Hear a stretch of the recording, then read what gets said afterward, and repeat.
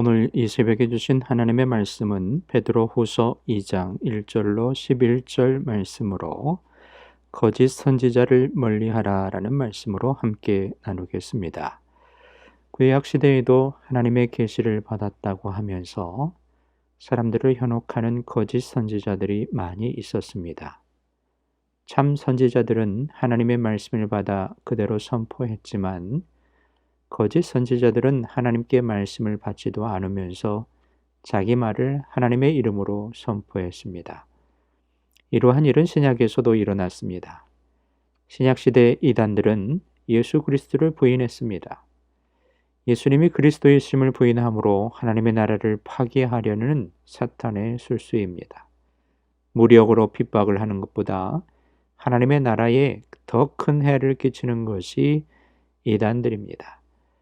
그들은 다른 메시아를 주장하여 영혼들을 멸망의 길로 끌고 가려 합니다.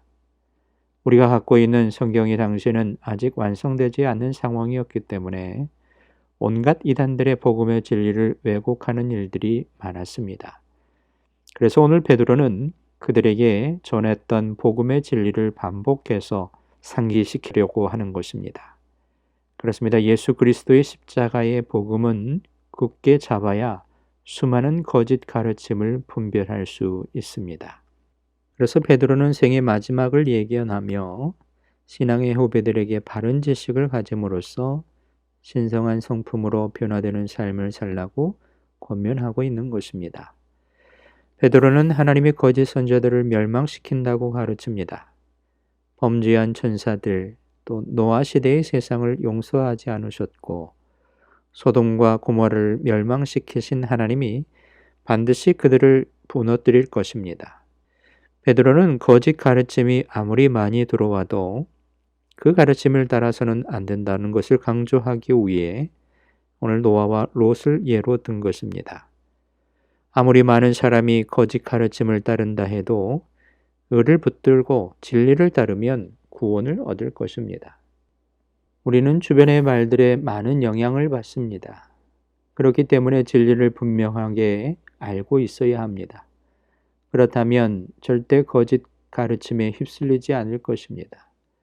사람들이 무엇을 말하고 어떤 행동을 하든지 우리는 오직 예수 그리스도께서 보이신 십자가의 진리만을 따르겠다라는 의연한 믿음을 가져야 할 것입니다.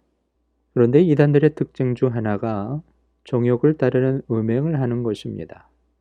하나님이 거룩하심 같이 하나님의 백성은 거룩해야 합니다. 특히 성도의 몸은 성령이 거하시는 전이므로 정욕을 따라 음행하지 말아야 합니다.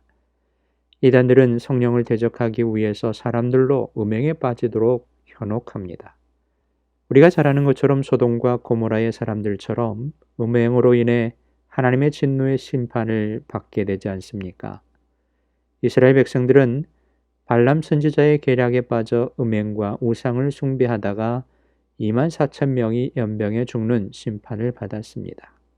이와 같이 하나님은 음행하는 자와 우상 숭배하는 자들에게 진노의 심판을 내리십니다. 그러므로 성도는 정욕을 따라 사는 것이 하나님의 나라를 대적하는 적 그리스도의 계략임을 잊지 말아야 할 것입니다.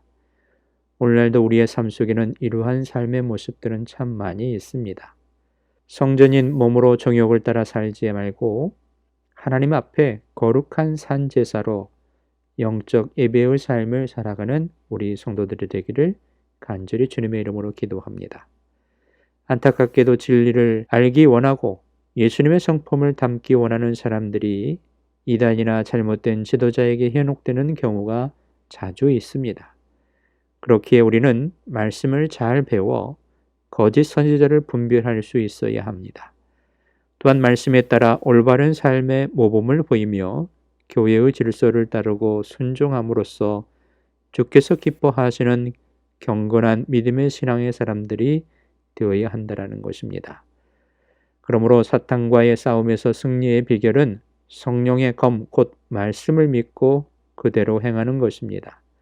오늘도 우리 성도들은 예수님이 사탄의 시험의 말씀을 통해 물리신 것처럼 말씀으로 시험을 이겨야 합니다.